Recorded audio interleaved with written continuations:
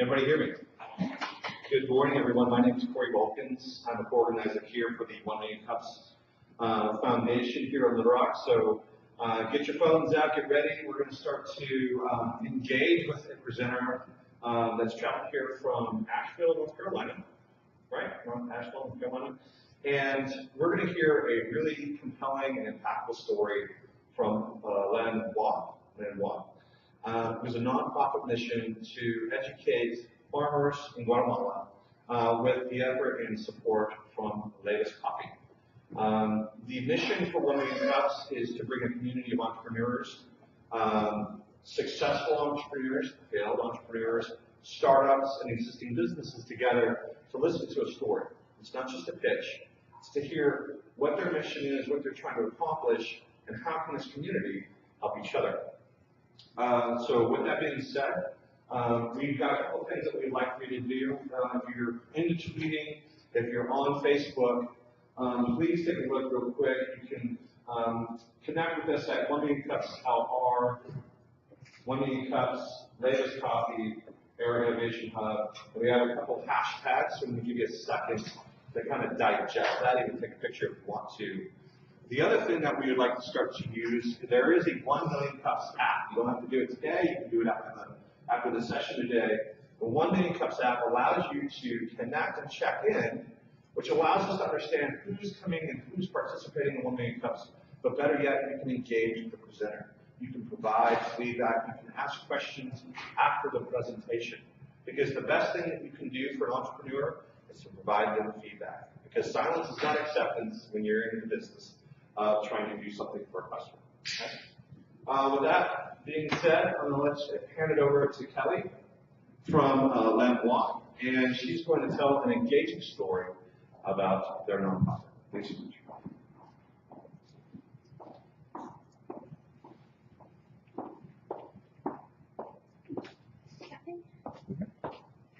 How y'all doing today? Good. Do you want this? Do I need that? No. Okay, cool. Then I'm not going to use it. All right. Well, as Corey said, I just went to you on Monday, and we've spent 2 whole days getting to know each other.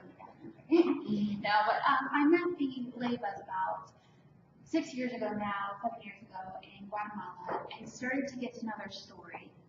We took a long trip up to the coffee farm and through the mountains and saw this incredible village that was so beautiful, and yet in the same vein, there's so many things that we take for granted that they didn't have there. Anyway, the LanWa's family, Giovanni's sister Karina and his father Armando, basically just opened their heart and shared their vision for this village. And when Karina told me that she wanted to have a school there, I looked at her and I was like, well, let's do it. Anyway, so that's kind of the connection here and how we got started. Aside from the incredible coffee, it's really an incredible family that's making a difference in coffee farmers' lives in Guatemala. So basically, what I'm going to explain a little bit about what we do, but also and who we are, but the significance of education in these students' lives. So, although it's a huge issue worldwide, it really is this kind of acute problem in Guatemala. It's an issue there that has been, there's this lack of connection between the primary education and secondary education. So, in Guatemala, 53% of students don't have access, and it creates this disconnect. So all we're doing is we're using basic technology, internet, solar power, and an online classroom to connect people to education with an end goal of empowering them. That's where the LanWas come in because they're incredible, and that business piece, all we're doing is giving them the tools to move into that piece of development, to do what all of you entrepreneurs are doing here in Little Rock in their village there. So what we do is we connect our students. There we go. So we're connecting them to 7th through 11th grade. And then a curriculum in Guatemala is going to be partnered with a school there. They provide the curriculum in the online classroom and everything. It's all developed by Guatemala. We literally just provide the resources so that they can log in and be a part of a school that is 5 hours away and otherwise unattainable. Prior to our school, they were walking 3 hours to go to school somewhere else.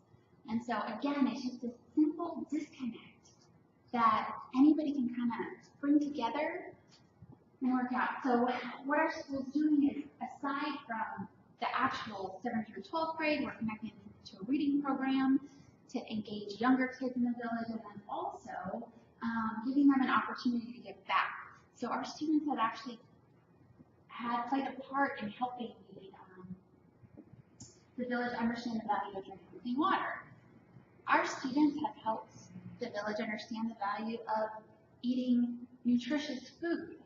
I mean, we can tell them all days, but their kids are teaching them now. So that's kind of really encouraging. There it is. And the cost, it's really simple. It's $180 a month per student. And that cost decreases by more than 50% by the time the school is fully grown.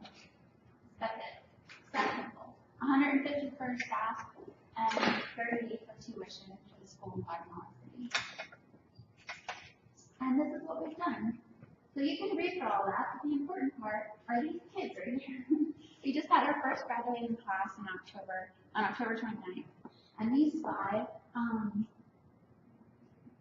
Nora, Donna, Gally, Freddie, and Alfredo, all get to go to college.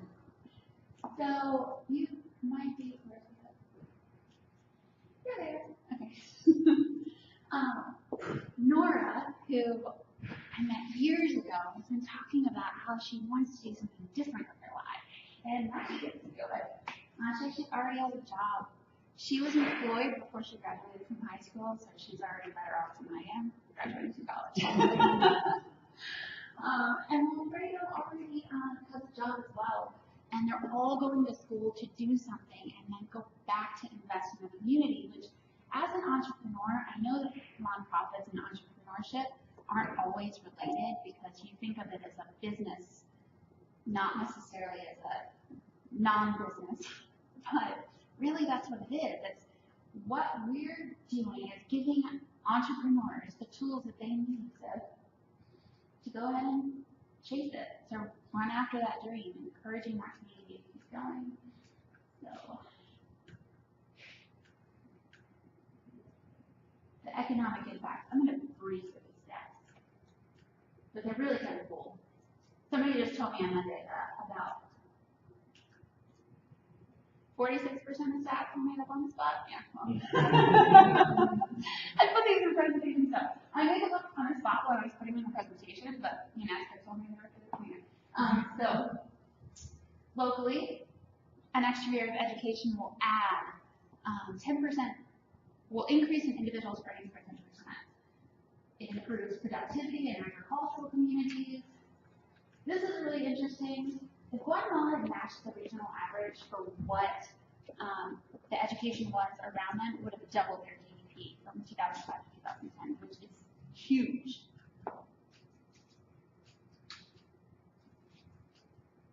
World poverty could be decreased by 12% had everybody had basic reading skills. And this is fun little factor here. I love Ben and Jerry, but half of what we spend on ice cream could educate all students in low-income countries. So, social impact. Basically, what education does, and I am breezing through these stats because I'd rather get to the really important part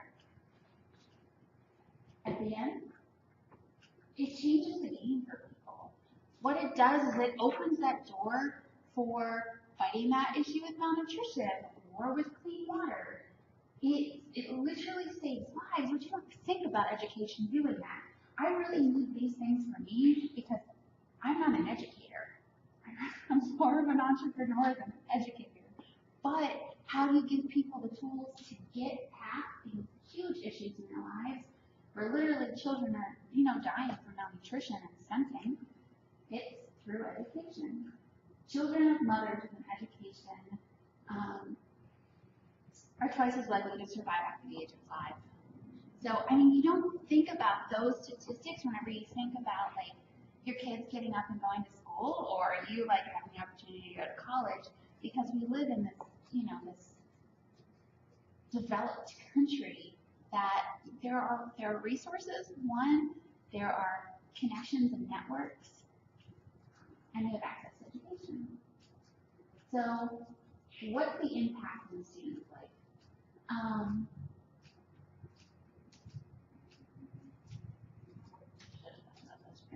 Anyway, the impact. Basically, this is her life without education. She's not making a lot of money. She's actually having more children than what she gets paid. If this was a person, hypothetically. With education, that changes completely, starting with income, to all of the things that go with education and understanding water, understanding the benefits of healthcare. This was an interesting fact that I just learned, or just was reading a report about, in the return on investment for education. For every additional year or additional dollar you spend on education, it returns $10. So 5 for personal earnings and 5 for health benefits over the course of a person's life. So every $1 in low-income countries is multiplied by 10, which again is incredible. So now that we've made it through these basic statistics and how things change, you can really throw all of those statistics away and look at Giovanni. Giovanni's life has been changed by education. It's been changed by opportunity. And Gio and I were talking last night, and basically what it comes down to is those 5 kids at the end of, or at the beginning of the presentation. Gio was telling me how he came here with like $20 in a shoebox of clothes. And now he has the opportunity to play this coffee to invest in the lives of coffee farmers, which is such a beautiful thing. And so we're talking about how can the education actually move to the important part being development. I mean, if it stops with education, who cares how much you know? You can know maybe Einstein, it doesn't matter if you're not exercising that knowledge, right? The whole point is to take that and move that understanding to the development within the community. And that's where this partnership, and that's where Giovanni is that living example that you could just like talk to right now. Perfect English, which is very convenient. And learn about how really the impact that entrepreneurship and the impact of development can have on an individual's life, aside from that monetary return that a lot of people think about with entrepreneurship. And so, anyway, that's really it. That's what we're looking for. And that is the goal of what LanWa is doing. It's giving students the tools that they need so that they can basically chase after the dreams and impact their individual communities. So, I think I've breezed through some stuff. Oh, I'm going to tell you what we're going to do next. Our goal, working with the LanWas, so we're looking at next with this model that's kind of working and the students that are doing well. We're looking at building a community center and a preschool to engage the younger kids in the village, but also to offer a shared learning space. So the women in the village that bake bread can teach other girls how to bake bread, and the guys that play instruments can mentor boys in the village that can then learn how to play, and there can be a sort of shared, I think it's kind of like what y'all are doing at the hub, I don't know where it is, but that kind of idea of a space that can just encourage people. And then the LanWas, for every cup of coffee that we're drinking right now, Paulino is working very hard in Guatemala to pick that coffee. But Paulino and his kids are looking at a different life. Adoni and Abigail are all looking at a different life because that development creating jobs that the LanWas are doing, and that sort of building up that community, that's the huge part of the education. Now you have students that can move into that can understand that can increase the harvest, and just all around make better coffee because they know what they're doing. And then also, this is really important to what we do. All of our schools that we put in are self-sustaining within 7 years. So Hokanau will be self-sustaining, self-funded, and we are not going to be sending foreign money there forever because the community is going to run the school to support through businesses, and it's really just a cycle. So the next step we're looking at potentially expanding, but the goal is the new school is 2018 to 2019. Again, we're looking through this, but the impact that it has on an individual's life, that one student's life, we're looking at the impact that it can have throughout Guatemala and the hundreds of coffee villages in that area, or in that country, in the country of Guatemala, and all the students' lives that it can impact.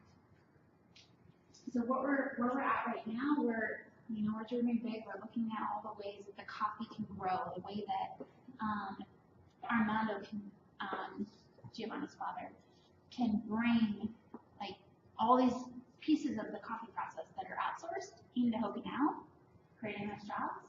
And so we're looking at that, we're looking at the growth in Guatemala, and right now, the focus is making sure our school is good so that we can expand.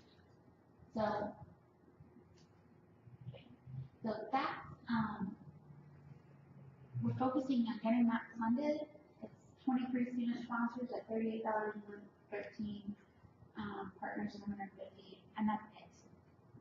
Our school project is funded. And this is also just a way that you could volunteer and be involved. We started an ambassador program to give people the tools to share Nora's story with other people. It's that social network. I was just reading Lean Startup by Eric Reed, and he was talking about that what's sustainable growth and like explaining viral growth. And basically it's just, I told you about something because I couldn't help but tell you about something, and you told her, and that's all it is. It's literally just telling people. When I read that, I'm like, should have read that 5 years ago when you wrote the book, because it's incredible.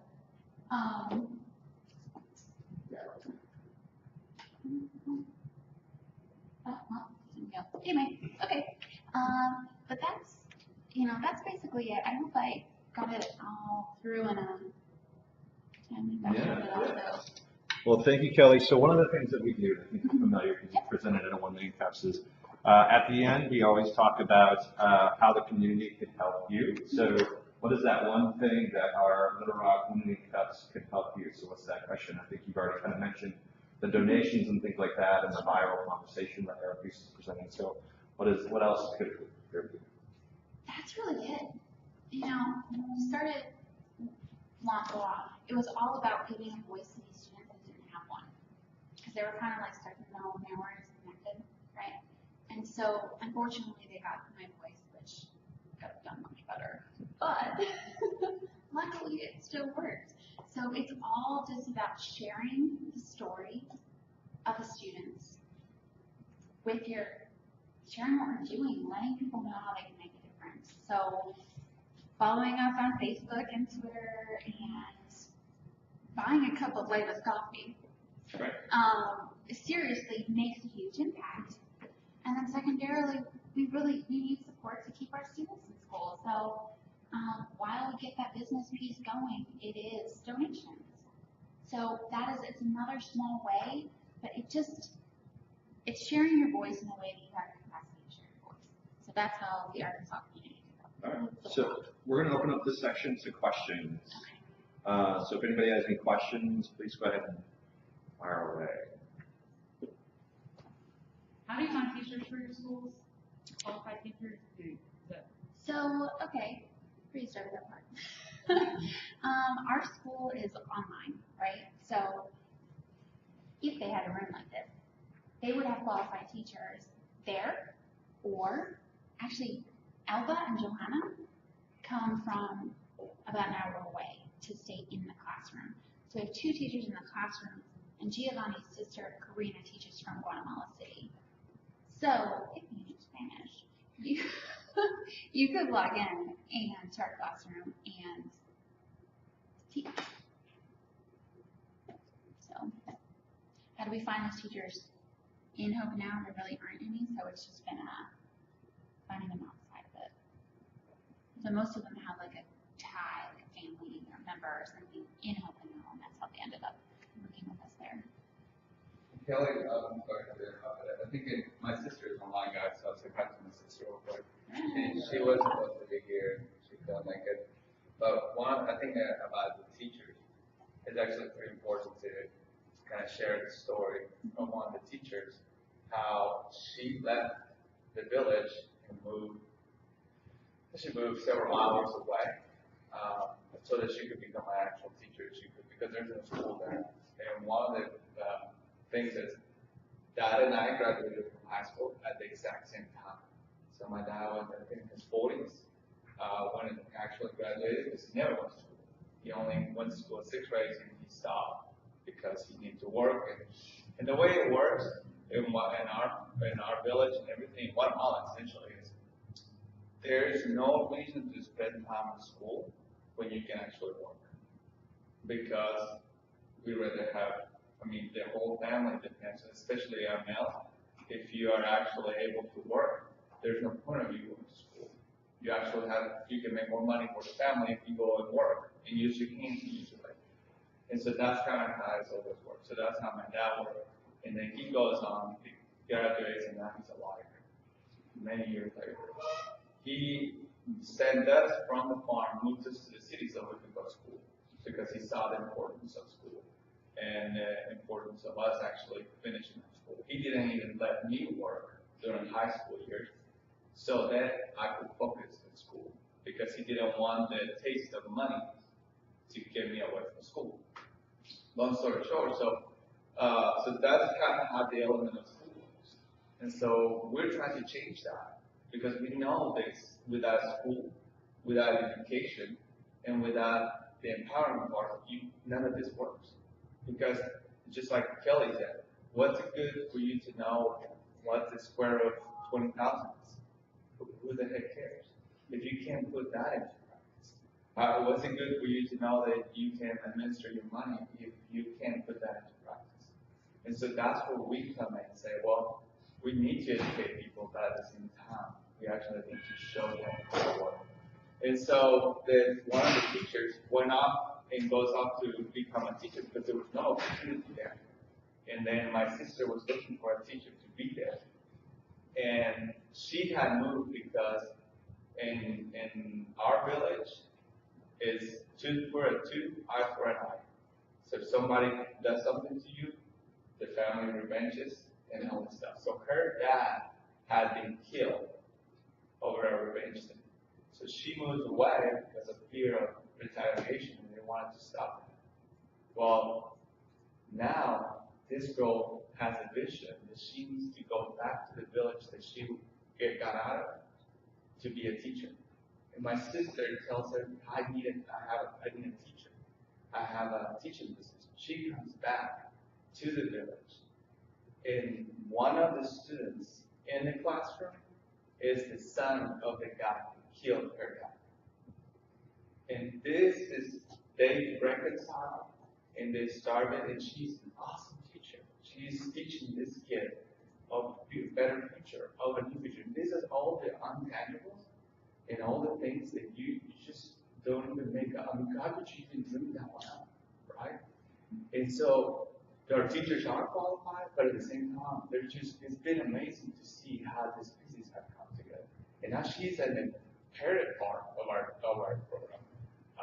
I tried to interview her when I was there, not in March, and she's so shy, she's just so full of wanting to teach that. So again, there was no school there ever, and these 5 kids are the first in the history of a village in the world did not have a chance for their future. And there are 5 kids that we have no clue what those 5 are going to multiply. So essentially, they're the first 5. And it's really cool to think that they're the first 5 of just an essential change about one village. Then we can multiply and take over. And so education and empowerment have to be integrated. And that's what we decided that that's the part that we need to work together. So Kelly leads that part, and we lead the empowerment part. And working together, we will change the village, and we will change it. But that's how. I thought that was so important to tell about the teachers, because without those 2 girls, 3 girls that we get in all the online stuff that we do, none of this will eventually become a flesh out dream, and it is right now. But sorry, I just thought that was very important. Any other questions? I have one for you real quick. Can you talk about the impact Flavors Coffee has had on Guatemala? I know we talked about this, the number of jobs you've created and the impact that's had. So one of the things that we've done is, so I'll tell you a lot about this next week when I actually present about. I'll tell you about our empowerment side and the business side of things.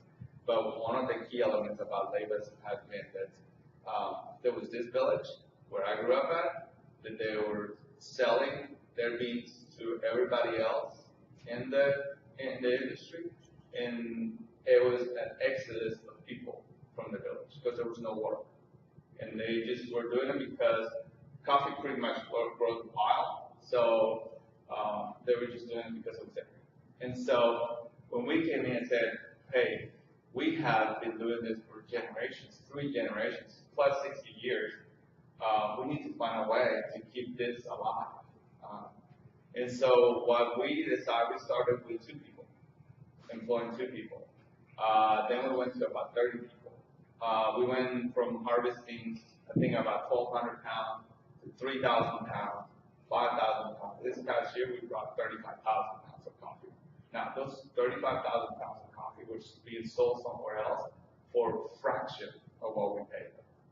And so we not only paid them way above fair trade price for their beans, but from the top of their sales, we go back and invest it. So it's a twofold. And the reason why it's a twofold is because you can easily empower somebody by giving them more money. But what happens all of a sudden is he is so far behind socially and all this other stuff that you have to actually come back and help a lot on the social part. So we import all those beans. So we employed this past season, I think there was upwards of about 100, 150 people that were employed. Now this year we're actually, the production is just almost double. So anywhere between 150 to 200 people are going to get employed. This is seasonal help. It's just kind of what Amazon does. They would tell you they employ 500,000 people, but it's on their season because coffee only grows for 4 months of the year. Gets picked for 4 months of the year. Grows throughout the entire year, but it only gets picked for 4 months out of the year. And so that's that. And then we've had school. We have built homes for single moms and widows because my grandfather died very young. So my grandmother has been a widow for many years. So our heart is of widows and single moms. And so we built homes for them. We have, with the help of churches, we have built stoves for the families, and that's the social aspect that we've done. And I tell this to people, we do it not because we have to, and it's the cool thing to do to help the farmers. We do it because we get to. We absolutely get to. And when you get to help people, and you get that chance to help people, that's much better than just doing it just because it's a cool thing and everybody's doing it. No, this is my family. This is the people I grew up with, and I get to. All of a sudden, I had to do this, and all of a sudden, this is really cool because I get to help somebody that I always want to help. So that's the social empowerment that we can tell you right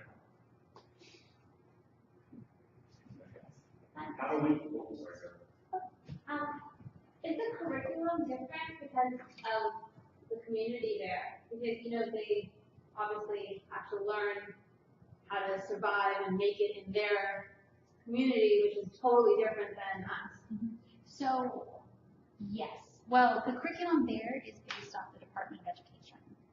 So we are using a curriculum that was developed by Guatemala in Guatemala City, online, but it's based off of what their government says you need to learn in order to graduate high school.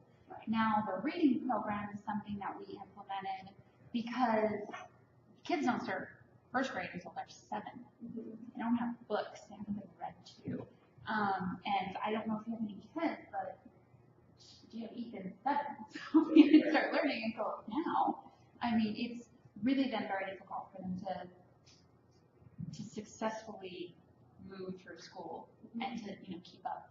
So we've added that. I mean, the clean water program is not something that they would do in Guatemala City, but a group came down and Karina said, why don't you teach our kids, and our kids will teach the village. It was the same thing with the community garden. The kids, researched what they could grow in Hokanau, what nutrients were in them, how to cook them. They picked those vegetables, took them to people in the village, taught them what nutrients were in them, how to grow them, how to cook them, the benefits of eating them. So our students are really, that's kind of where we're integrating important parts of what they need in their community, is by adding it as a sub sort of set of it's like these little special projects. The Karina does workshops every quarter, and we're working with the kids on helping them understand like how you get a college scholarship or Practical skills that they'll need. Exactly. That's what I'm thinking. It's even traditional in the United States, people aren't getting the education they need, the practical skills that they need, but there it's even more important because to get out of that community, you really need those skills. And I think the really important part that can't be quantified is, so one of our students, Josue, he just graduated Mexico, which is 7th, 8th grade. So that's the middle school. It's the European system, so they go then to Bachillerato, which is their high school. And unless you get an LER, which is what we offer, they have to focus.